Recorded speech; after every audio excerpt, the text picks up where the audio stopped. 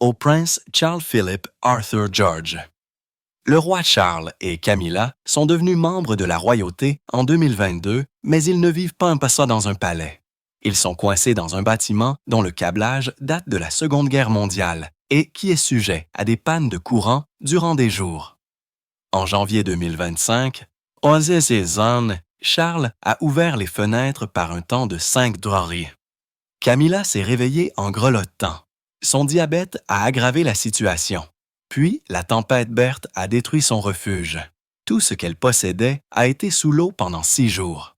Et en décembre 2024, ils ont cessé de dormir dans la même pièce. Ils ne mangent même plus ensemble. Voici l'histoire d'un roi et d'une reine vivant comme des étrangers dans une maison qui tombe en ruine. Dans la nuit du 14 novembre 1948, juste après 21 heures, Charles Philip Arthur George est né à l'intérieur du palais de Buckingham. Il est venu au monde par césarienne d'urgence après que la princesse Élisabeth ait lutté pendant 30 longues heures. Elle n'avait que 22 ans à l'époque. La pièce utilisée pour sa naissance n'était même pas une véritable salle médicale. C'était juste une chambre d'amis qu'ils ont rapidement transformée en quelque chose qui ressemblait à un hôpital. Charles pesait 3260 kilos là. Quand le prince Philippe l'a vu, il a dit tranquillement « Le bébé ressemble à un pudding aux prunes. » Mais quelque chose d'étrange s'est produit cette nuit-là. Pour la première fois dans l'histoire royale depuis 1658, aucun représentant du gouvernement n'était là pour assister à la naissance. Cette vieille tradition avait été créée pour empêcher tout échange de bébés royaux. Et maintenant, elle avait disparu. Et pendant son deuxième Noël, Charles n'était même pas avec ses parents. Il a été envoyé à Sandringham avec ses grands-parents. Cette distance précoce n'a jamais vraiment disparu.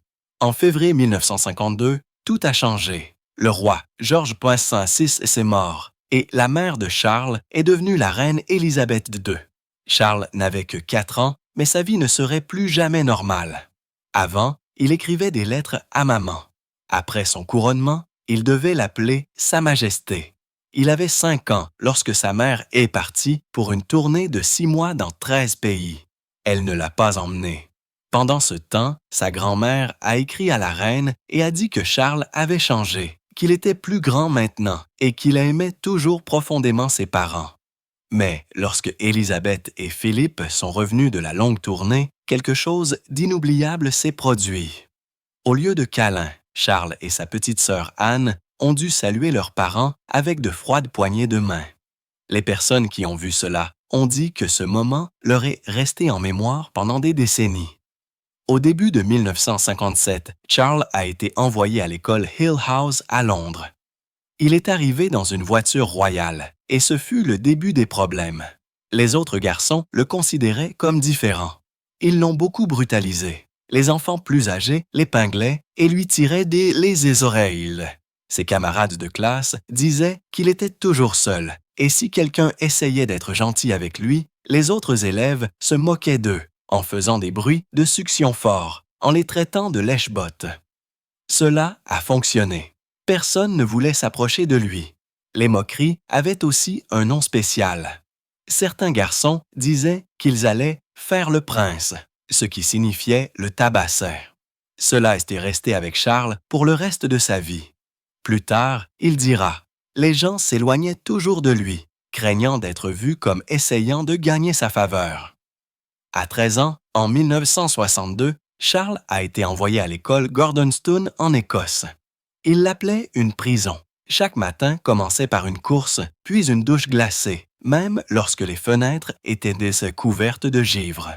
Une fois, après une douche, Charles a été attrapé nu par des garçons, ligoté, fourré dans un panier et arrosé d'eau glacée alors qu'il était suspendu au mur.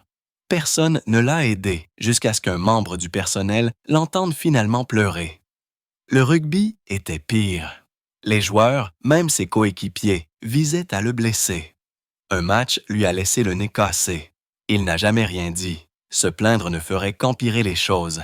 Il dormait près d'une fenêtre et en hiver, ses couvertures gelaient. Des années plus tard, un rapport majeur sur les abus d'enfants a confirmé que pendant ces années, l'école était devenue un endroit où la violence et la peur étaient partout. Charles écrivait des lettres à la maison pendant cette période. Dans l'une d'elles, il disait « Les gens dans mon dortoir sont immondes. Ils jettent des pantoufles toute la nuit ou me frappent avec des oreillers. Je souhaite toujours pouvoir rentrer à la maison. » Un autre garçon s'est souvenu d'un match de rugby où les enfants avaient prévu de tabasser Charles. Ils lui ont tiré les oreilles, l'ont frappé. Le week-end, Charles rendait visite à la maison du capitaine Anne Tennant, où il pleurait et pleurait. Son maître de maison, Robert Whitby, était connu pour être cruel. Tout le monde était d'accord pour dire qu'il s'en prenait à Charles exprès. La douleur ne s'est pas arrêtée à l'école. Elle a suivi Charles à l'âge adulte. En 2021, le prince Harry a déclaré qu'il n'avait commencé à comprendre son père qu'après avoir entendu ce que Charles avait subi enfant. De retour à Gordon Town, les garçons plus âgés étaient autorisés à agir comme s'ils étaient en charge. Ils créaient des règles, punissaient les autres et rendaient la vie misérable, et personne ne les arrêtait. En 1967, Charles est entré au Trinity College de l'Université de Cambridge.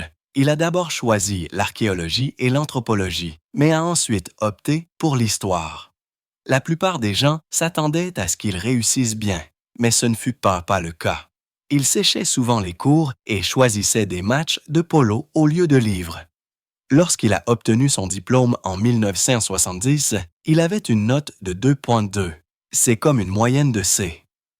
Les professeurs ne disaient pas grand-chose en public, mais en privé, ils se plaignaient que le privilège royal les fait passer. Au cours de sa deuxième année, la vie personnelle de Charles a fait des vagues. Il sortait avec Lucilla Cotton. Mais un jour, elle a trouvé des lettres d'autres femmes cachées, des lettres qui étaient très personnelles. Elle a mis fin à la relation immédiatement. C'était le premier grand scandale romantique de Charles, et il n'avait que 19 ans. Ce ne serait pas le dernier. En 1969, Charles avait 20 ans et son investiture en tant que prince de Galles était prévue au château de Caerarfon. L'événement était censé être une tradition royale, mais les manifestations l'ont transformé en quelque chose de dangereux. Les groupes nationalistes au pays de Galles étaient en colère. Ils ont jeté des œufs pendant la cérémonie. Certains ont posé des bombes. 2 personnes sont mortes en fabriquant des explosifs. La sécurité autour de Charles est devenue stricte. Même la canopée transparente utilisée lors de la cérémonie n'était pas seulement pour le spectacle, et c'était une protection. Plus de 500 millions de personnes ont regardé l'événement à la télévision. Mais pour Charles, le moment était loin d'être sûr. Les voix en colère en gallois et les menaces réelles de violence ont rendu la journée inoubliable. Un événement en 1994, de nombreuses années après sa formation, a failli rester caché. Le 29 juin, Charles pilotait un Royal Air Force BA-46 lorsqu'il a tenté d'atterrir à l'aéroport d'Ailey en Écosse. L'avion allait trop vite, 64 km/h au-dessus de la limite, et s'est écrasé dans un fossé. Les dommages ont dépassé 1 million de livres sterling. Les enquêteurs ont déclaré que Charles avait ignoré les avertissements. Un rapport officiel a déclaré qu'il avait été négligent, mais le public n'en savait pas grand-chose. Charles a été emmené rapidement tandis que d'autres s'occupaient de l'épave. Plus tard, il a essayé de minimiser l'incident et a dit que ce n'était pas tout à fait un crash. Mais l'avion a eu besoin de mois de réparation avant de pouvoir voler à nouveau. En septembre 1971, Charles a rejoint le Britannia Royal Naval College. Lors de son premier jour, son Aston Martin est tombé en panne et les cadets ont dû la pousser. C'était embarrassant. Puis est venue la cascade à moto. Il a traversé le hall principal de l'université à pleine vitesse. La femme du capitaine l'a vu et était furieuse. Lors d'un dîner plus tard, Charles est monté sur un groupe de cadets et a signé le plafond, lançant une tradition. Sa signature est toujours là aujourd'hui. Les gens disaient qu'il n'était pas arrogant, mais qu'il ne respectait pas toujours les règles non plus. Charles a officiellement commencé sa formation de pilote RAF le 8 mars 1961. Il s'est envolé pour Cranwell dans un petit avion. Il avait une balise rotative appelée le perroquet pour montrer que la royauté était à bord. Son instructeur a dit que Charles apprenait vite et se concentrait dur. Une fois, pendant une leçon, on lui a dit de se détendre. Il a répondu en chantant une chanson en plein vol, brisant la tension. En novembre 1972, il rejoint le HMS Manurva en tant qu'officier d'artillerie. En février 1973, il était dans les Caraïbes, rejoignant les marines britanniques et américaines pour un exercice à Porto Rico. En juillet, il s'est rendu aux Bahamas pour la fête de l'indépendance en tant que représentant royal. Son navire est retourné au Royaume-Uni en novembre de la même année. Charles avait passé près d'un an à se renseigner sur la marine et la diplomatie étrangère. En 1974, Charles a suivi une formation pour devenir pilote d'hélicoptère et a rejoint le 845 Naval Air Squadron.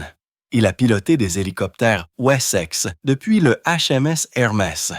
Ses camarades marines ont maintenu son appareil en parfait état. Son travail consistait à atterrir rapidement, à déposer des troupes et à revenir vite, ce que seuls les pilotes les plus qualifiés pouvaient se faire. À l'époque, les navires soviétiques suivaient de près la Royal Navy. C'était un travail sérieux. Puis, en février 1976, à l'âge de 27 ans, Charles a pris le commandement du HMS Brownington, un petit chasseur de mines. Il est devenu le plus jeune commandant de la Royal Navy. Mais un jour, alors qu'il dirigeait le navire dans le cadre d'une escadre, l'ancre s'est prise dans un câble téléphonique sous la mer. Cela a endommagé du matériel coûteux. Pour résoudre la situation, Charles a dû libérer une partie de la chaîne d'ancre, une erreur rare et coûteuse. Lorsqu'il a terminé son service en décembre de la même année, son équipage lui a offert un cadeau d'adieu. Un siège de toilette accroché à son cou. Il a ri avec eux. Il est resté en contact avec bon nombre de ses marins pendant des années. En 1977, Charles est devenu colonel en chef du régiment de parachutistes. Il voulait suivre une véritable formation de parachutistes afin de comprendre ce que vivaient ses soldats. Son premier saut avait déjà eu lieu en 1971. Ce jour-là, il a mal atterri. Ses jambes se sont emmêlées et il a dû être sorti de l'eau par les Marines. Mais en 1968, il est revenu pour le faire correctement. Il s'est entraîné avec le cours 801A à la RAF Bryce Norton. Ce n'était pas facile, mais il n'a pas abandonné. Ce saut a montré comment Charles essayait toujours de faire plus que simplement porter un titre. Il voulait prouver qu'il pouvait supporter ce que les autres faisaient. Camilla. Rosemary Shand est née le 17 juillet 1947 à Londres. De l'extérieur, sa famille ressemblait à une partie de la classe supérieure britannique. Son père, le major Bruce Shand, avait servi pendant la guerre et avait obtenu des médailles. Mais cette vie ne s'accompagnait pas d'assez d'argent. Les pensions militaires ne pouvaient pas supporter le style de vie que les gens attendaient d'eux. Il a donc dû travailler dans le secteur du vin à Mayfair juste pour maintenir les choses en marche. Ce mélange de richesse sur le papier, mais de pression en privé, a façonné Camilla dès son plus jeune âge. Elle a vu que les maisons élégantes ne signifiaient pas toujours la stabilité et que la survie dans son monde exigeait plus que du charme. Il fallait anticiper. À la Queen's Gate School de South Kensington, Camilla ne se souciait pas beaucoup des études. Elle n'a réussi qu'un seul O-level, et c'était en hygiène canine. Mais elle avait autre chose, de l'audace. Elle était bruyante, drôle, et ne prétendait pas être quelqu'un d'autre. Pendant son séjour dans des écoles de fin d'études en Suisse et en France, elle disait à ses camarades de classe de s'incliner devant eux. Parce que, comme elle le disait, son arrière-grand-mère avait été la maîtresse du roi. Elle faisait référence à Alice Kiel, qui a eu une liaison notoire avec le roi Édouard III. Camilla adorait dire des choses qui mettaient les autres mal à l'aise, et dès son adolescence, elle évoluait déjà dans les cercles sociaux de l'élite. Les garçons l'aimaient, et elle savait comment occuper une pièce. Cette confiance deviendrait l'une de ses armes les plus puissantes. En 1970, alors qu'elle avait 23 ans, Camilla a rencontré le prince Charles, qui avait 22 ans. On disait qu'ils s'étaient rencontrés lors d'un match de polo, mais c'était en fait chez un ami, Lucia Santa Cruz. Dès la toute première conversation, Camilla a marqué les esprits. Elle l'a et là, elle a regardé dans les yeux et a dit « Mon arrière-grand-mère était la maîtresse de votre arrière-arrière-grand-père. Je pense que nous avons quelque chose en commun. » Elle n'était pas timide et Charles l'a remarqué. Leur connexion a été rapide et intense. Ils se sont rencontrés souvent lors de matchs de polo et dans des clubs comme Annabelle's à Berkeley Square. Tout le monde autour d'eux savait qu'il se passait quelque chose, mais la plupart pensaient qu'ils étaient tout simplement trop jeunes pour quelque chose de sérieux. Pourtant, il y avait quelque chose d'indéniable entre eux. En 1973, Camilla a épousé Andrew Parker B.S., un officier de cavalerie qui avait fréquenté la princesse Anne. En apparence, cela ressemblait à un mariage solide. Même le prince Charles a assisté au mariage et lui a offert un bracelet. Mais la vérité était différente. Andrew était connu pour tromper et leur mariage reposait sur des accords tacites. Ils ont eu 2 enfants, Tom en 1974 et Laura en 1978. Mais Charles était toujours là. Il était le parrain de Tom, ce qui lui donnait des raisons de rester en contact avec Camilla. Leur liaison ne s'est pas arrêtée après son mariage. Elle a juste changé de forme. En 1986, la liaison entre Charles et Camilla battait de nouveau son plein. Ils étaient tous les deux mariés depuis des années et leur rencontre était organisée par des amis de confiance. Tout était gardé secret. Mais en décembre 1949, la vérité a éclaté de la pire des manières. Une conversation téléphonique entre eux a été enregistrée par un radioamateur. Dans celle-ci, Charles plaisantait en disant qu'il voulait vivre à l'intérieur du pantalon de Camilla, allant même jusqu'à dire qu'il reviendrait sous forme de tampon. L'appel a duré 6 minutes et était rempli de détails privés et choquants. Il a fuité en 1993 et lorsque les gens l'ont lu, ils ont été stupéfaits. Cela prouvait que la liaison n'avait jamais cessé. Pire encore, cela montrait que de nombreuses personnes autour d'eux avaient aidé à la cacher. En 1941, Charles a demandé Diana Spencer en mariage. Ils ne s'étaient rencontrés en personne que 13 fois. La veille de la demande en mariage, il a appelé Camilla et lui a demandé s'il devait le faire. Elle lui a dit oui. Peut-être pensait-elle que cela faciliterait les choses. Pendant l'entretien de fiançailles, Diana a dit qu'ils étaient amoureux. Charles a dit « Quoi que signifie l'amour ?» Diana n'a jamais oublié ces mots. Elle a dit plus tard qu'elle s'était sentie manipulée dès le début. Elle sentait que Camilla n'avait jamais quitté le tableau. Juste avant le mariage, Diana a trouvé quelque chose qui l'a brisé. Elle a découvert un bracelet en or que Charles avait fait faire pour Camilla. Ils portaient leur surnom G et F pour Gladys et Fred. Diana l'a trouvé dans le bureau du secrétaire particulier de Charles, caché parmi les cadeaux de mariage. Le jour du mariage, le 29 juillet 1941, Diana a vu Camilla assise dans l'église dans une tenue grise avec un petit chapeau et un voile. Ce n'était pas juste une apparition discrète. Camilla faisait partie de la vie de Charles. Même pendant les fiançailles, il la rencontrait à la campagne, pendant les chasses, alors même qu'il se préparait à épouser Diana. En 1982, le Princess Trust a été confronté à un grave problème. 100 000 $ ont disparu. Les gens ont commencé à examiner les finances et ont constaté que de 1976 à 1942, il y avait eu de nombreuses irrégularités. Des amis de Charles avaient utilisé l'argent de l'association caritative pour rembourser des dettes de jeux personnels. Puis, en 2008, une autre faille est apparue. 300 000 $ avaient disparu de l'une de ces fondations. Scotland Yard a enquêté. Des arrestations ont suivi. Puis est venu un banquier russe qui avait été reconnu coupable de blanchiment d'argent. Il a fait un don de plus de 500 000 $ et a reçu en retour une lettre personnelle de Charles et des promesses d'une réunion privée. Le mariage de Camilla continuait également de s'effondrer. En 1983, tout a explosé lorsque des amis ont trouvé des lettres montrant qu'Andrew Parker B.S. avait une liaison avec Sarah Ferguson. La liaison n'était pas une surprise. Il avait déjà trompé, même avec des amis de Camilla, mais les lettres étaient de trop. Sarah Ferguson deviendrait plus tard duchesse d'York. Camilla a déménagé et a acheté une maison appelée Ray Mill en 1996. Elle a coûté 850 000 $ et était devenue son refuge.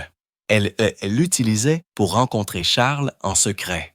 En 1997, il y vivait à temps plein partiel. Officiellement, il n'y avait pas de relation, mais des gardes étaient toujours stationnés sur la propriété. Les voisins ont dit qu'ils pouvaient entendre des disputes tard dans la nuit, souvent au sujet de Diana, qui dominait toujours les gros titres. La fameuse conversation téléphonique entre Charles et Camilla de décembre 1989 a finalement été rendue publique en janvier 1993. Cela a ruiné la réputation de Charles. La presse l'a appelé le Tampongate. La conversation était grossière, personnelle et embarrassante. L'image de Charles en tant qu'homme de famille a disparu du jour au lendemain. Cela a également montré à quel point ses amis étaient impliqués dans la dissimulation de la liaison. Ils ont aidé à planifier des rencontres secrètes dans des domaines privés. Ils l'ont couvert. Le public a commencé à se demander jusqu'où le cercle royal irait pour protéger les siens. Camilla a divorcé d'Andrew en 1995. Sa maison de 850 000 $ dans le Wiltshire n'était pas seulement un endroit où vivre.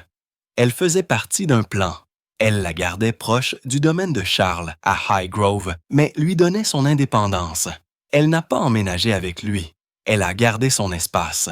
Des initiés du palais ont dit plus tard que la maison était sa façon de garder le contrôle sur sa vie, même en entrant dans le monde royal. C'était le 9 avril 2005 lorsque Charles et Camilla se sont finalement tenus côte à côte au Windsor Guildhall. Mais ce n'était pas le genre de mariage royal rempli de joie. Camilla tremblait. Ses mains n'arrêtaient pas de trembler. Son coiffeur de longue date, Joe Hansford, a dit plus tard qu'il ne l'avait jamais vue aussi nerveuse. La cérémonie elle-même était calme et formelle, mais les gens ont remarqué qu'il manquait quelque chose. Le couple n'a pas prononcé le vœu habituel de renoncer à tous les autres. Cette phrase a été omise. Tout le monde savait pourquoi. Leur passé était trop compliqué. Ils planaient toujours dans l'air. Même la reine Élisabeth et le prince Philippe ne se sont pas présentés. Ils ne sont venus que plus tard à la bénédiction à la chapelle Saint-Georges. Ce silence de leur part en disait plus que les mots ne pourraient jamais le faire. Et Charles, même en souriant, portait des boutons de manchette qui portaient le monogramme de Camilla, les mêmes qu'il portait lors de son mariage avec Diana en 1941. C'était comme si une partie de lui avait toujours appartenu à Camilla. Mais même à ce moment-là, les gens pouvaient sentir à quel point tout était lourd. Les invités murmuraient à propos de la posture rigide de Camilla et du fait que Charles la regardait à peine dans les yeux. Puis vint la tournée royale en novembre 2006. C'était le premier grand voyage de Camilla avec Charles en Australie. Ce qui était censé être une visite gracieuse s'est transformé en cauchemar.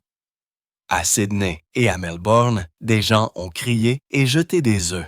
Certains tenaient des pancartes qui disaient « Rentrez chez vous, briseuse de foyer » et l'ont traité de troll de Charles. Les choses ont empiré dans le Queensland lorsque plus de 200 manifestants ont encerclé Government House. La sécurité a dû former un mur autour d'elle. Et à Brisbane, lors d'un événement caritatif, une femme a enlevé sa chaussure et l'a lancée vers la tête de Camilla en criant au sujet de Diana. La tournée avait été prévue pour 10 jours, mais ils l'ont réduite à seulement 8. Les titres du lendemain disaient « Camilla se fait botter les fesses ». Charles, en privé, était furieux. Il a dit au SIDA qu'elle était plus royale que n'importe qui d'entre eux. Mais le public n'était pas convaincu. En 2012, les choses ont pris une autre tournure. Camilla travaillait avec son association caritative pour l'ostéoporose lorsqu'elle a accepté un don de 20 000 $ d'un homme du nom de James Reynolds, Sr. Personne ne le savait à l'époque, mais Reynolds dirigeait de fausses associations caritatives contre le cancer. Il a volé 137 millions de dollars à des donateurs. Lorsque la vérité a éclaté en 2015, Camilla a dû rendre l'argent. La Royal Osteoporosis Society a été confrontée à des questions difficiles. Pourquoi n'ont-ils pas vérifié qui était cet homme? Les registres du palais ont montré plus tard que son secrétaire particulier n'avait fait aucune recherche. Reynolds avait déjà été signalé par les chiens de garde des associations caritatives. Les dégâts ont fait mal en profondeur. La mère de Camilla était décédée d'ostéoporose en 1995. Ce travail caritatif signifiait quelque chose de personnel, et maintenant il avait une tache sombre. Charles était en colère. Il a ordonné de nouvelles règles dans toutes les associations caritatives royales pour éviter que cela ne se reproduise. La même année, derrière les murs du palais, Camilla cachait autre chose. Elle fumait 40 cigarettes par jour depuis des années. Pendant un séjour au château de Balmoral en août 2015, son poumon s'est soudainement effondré. Les médecins se sont précipités. C'était un pneumothorax spontané. Ils l'ont gardé secret. Mais des mois plus tard, cela a fuité. Charles était furieux. Il l'avait suppliée d'arrêter de fumer, mais elle n'avait pas écouté. Le biographe royal Brian Hoey a écrit un jour que le personnel du palais devait placer des boîtes à cigarettes en argent dans chaque pièce, juste pour elle. Son fils, Tom Parker BS, a même admis que les histoires étaient vraies. Elle buvait du gin et fumait constamment. Les dossiers médicaux ont montré qu'elle avait déjà été hospitalisée pour des problèmes liés au tabagisme, mais le public ne l'a jamais su. Les médecins l'ont de nouveau avertie. Si elle n'arrêtait pas, cela pourrait la tuer. En 2018, Camilla s'est impliquée dans les décisions foncières du duché de Cornouailles. Ce qui a suivi est devenu l'un des pires scandales de sa vie royale. En Cornouailles, 50 familles de locataires ont été forcées de quitter leur maison. Elles y vivaient depuis des générations, certaines depuis les années 1940, mais on leur a dit de faire leurs valises en seulement 60 jours. Pourquoi? Pour faire de la place à des maisons de luxe d'une valeur de plus de 200 millions de livres sterling. Et Camilla était au centre de tout cela. Elle avait approuvé les plans. Elle a même assisté à des réunions avec les promoteurs. Charles n'était pas sûr au début, mais Camilla a insisté pour que cela se fasse. Les familles se sont défendues. Elles ont intenté un recours collectif.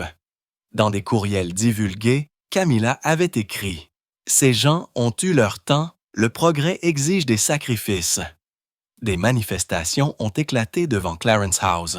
Certaines familles ont campé pendant 3 jours pour exiger justice. Puis, en 2022, la reine est morte. Charles est devenu roi à l'âge de 73 ans. Mais dès le début, il y a eu des problèmes. Son premier discours ne mentionnait pas Camilla comme reine consort. Les gens l'ont remarqué. Les sondages ont montré que seulement 14% la soutenaient dans ce rôle. À l'intérieur du palais, le chaos a éclaté. Ils ont dû publier 3 déclarations en seulement 72 heures pour arranger les choses. Une fuite a révélé que Charles avait voulu garder Camilla comme princesse consort, malgré le souhait de la reine pendant son jubilé.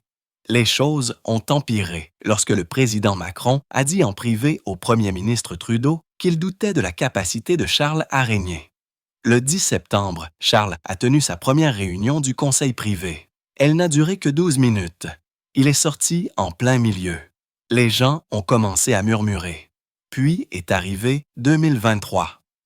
Le 6 mai, lors de son couronnement, quelque chose de presque tragique s'est produit. Juste après son couronnement, Charles s'est effondré en coulisses. 10 assistants ont vu cela se produire. Il était inconscient pendant 47 secondes. Le docteur Sir Michael Dixon s'est précipité pour l'aider. Charles était resté éveillé pendant 31 heures, n'avait pas mangé et avait survécu uniquement grâce à du café noir. Il a murmuré à l'archevêque Justin Welby. « Je ne peux pas faire ça, Justin. Le poids est trop lourd. » Ce moment a été capté par un micro chaud, mais n'a jamais été diffusé. Camilla était tellement bouleversée qu'elle a elle-même eu besoin d'une aide médicale. Le reste du couronnement s'est poursuivi, mais Charles avait l'air pâle. 2 huissiers ont dû le soutenir discrètement pendant les 90 minutes suivantes. En 2024, les choses devenaient plus difficiles. Charles a été diagnostiqué avec un cancer. Camilla ne voulait pas que le public le sache, ce qui a conduit à une violente dispute de 90 minutes entre eux à Clarence House. 4 membres du personnel en ont été témoins. Puis, lors d'un dîner d'État pour le président Macron, Camilla a empiré les choses. Elle a mal prononcé « président » en prison dent. Les diplomates français ont grimacé. Cela a empiré lorsqu'elle a appelé l'ambassadeur algérien « Votre Excellence » de cet autre endroit d'Afrique du Nord. La France a rappelé son ambassadeur pendant un certain temps.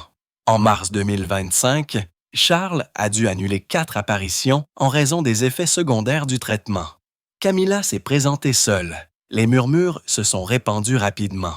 Le personnel de iRove n'en pouvait plus. De 2022 à 2025, 11 jardiniers sur 12 ont démissionné.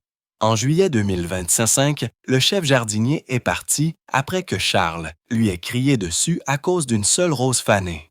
Il a laissé une lettre disant que l'obsession du roi pour la perfection était insupportable. Charles avait même renvoyé quelqu'un pour avoir échoué à un quiz sur les pavots bleus de l'Himalaya. Une note sur les pêches comptait 847 mots. Le personnel était épuisé. Charles voulait les remplacer par des personnes âgées ou des réfugiés ukrainiens. Les gens ont dit qu'ils ne comprenaient pas à quoi ressemblait le vrai travail. Dans le même temps, Camilla dépensait de l'argent rapidement. Sa rénovation de 500 000 $ à Ray Mill House a dégénéré en 2025. Elle a secrètement approuvé 127 000 $ de marbre italien sans en parler à Charles. Cela a conduit à la pire dispute de leur mariage. Charles a dû acheter la propriété du vieux moulin d'à côté pour 3,8 millions de dollars, juste pour empêcher les fêtes de sa société de mariage de ruiner leur paix. Puis, Camilla a demandé une bibliothèque de 200 000 $ au palais de Buckingham. Charles a explosé. Un projet Airbnb à proximité l'a poussé à bout. Il lui a retiré l'accès à leur compte du duché de Lancaster et lui a donné une limite mensuelle de 50 000 $. Camilla a été humiliée. Depuis 2022, ils étaient coincés à Clarence House. Les rénovations du palais de Buckingham n'ont cessé d'être retardées. La résidence de 1827 avait un câblage de l'époque de Wabi-du-Port et des pannes de courant fréquentes. Une panne de courant en décembre 2024 a duré 18 heures. Il faisait un froid glacial. Charles a dû déplacer son bureau dans la même pièce où il est né en 1948. De l'amiante a été trouvé dans les murs du palais. L'ensemble du projet a été repoussé une fois de plus. Le couple royal se sentait comme des invités dans son propre royaume. Et chaque matin, cela empirait. Charles insistait pour ouvrir les fenêtres même au milieu de l'hiver. Les températures ont chuté à 5°C en janvier 2025. Camilla, souffrant de diabète et d'une mauvaise circulation, se réveillait en grelottant. Elle a écrit à sa sœur en disant qu'elle avait l'impression de vivre dehors. Les tempêtes de pluie ont même endommagé des meubles anciens d'une valeur de 2,3 millions de dollars parce que Charles voulait de l'air frais. Il ne sentait plus le froid. Les traitements contre le cancer avaient changé son corps. En novembre 2025, le refuge de Camilla a été détruit. La tempête Bert a inondé sa Ray Mill House. L'eau est restée pendant 6 jours. Son potager a disparu. Les photos de famille, le piano de sa grand-mère, tout a été perdu. Les dégâts se sont élevés à 400 000 $. Elle a eu besoin d'une thérapie après cela. Pendant des mois, elle n'a pas pu revenir à ses visites hebdomadaires. Les retards d'assurance ont aggravé les choses. Les experts ont averti que ce type d'inondation pourrait se produire chaque année maintenant. Fin 2025, Charles et Camilla luttaient tous les deux. Ses mains tremblaient tellement que les assistants devaient le stabiliser en public. Il a annulé 23 événements entre mars et septembre. Les pieds de Camilla étaient constamment douloureux. Ses oignons et ses orteils endommagés rendaient difficile le fait de se tenir debout. Elle portait des chaussures orthopédiques à 3 000 $. Elle s'est évanouie lors d'une garden party et a manqué 3 événements. Leur médecin leur rendait visite quotidiennement. Les factures médicales ont dépassé 180 000 $ cette année-là. Ils ne dormaient même plus dans la même pièce. Depuis décembre 2024, ils vivaient dans des ailes séparées de Clarence House. Les repas étaient programmés pour qu'ils n'aient pas à se voir. Charles a même insonorisé son bureau. Il a dit qu'il avait besoin de calme pour guérir, mais il la repoussait vraiment. Leur mariage de 20 ans était devenu deux personnes vivant en silence, côte à côte, mais jamais vraiment ensemble. Les biographes royaux disent maintenant que l'histoire de Charles et Camilla ne concerne pas seulement l'amour ou le scandale. Il s'agit de deux personnes qui s'éloignent lentement sous le poids d'une couronne qu'aucun d'eux n'a jamais pleinement voulu.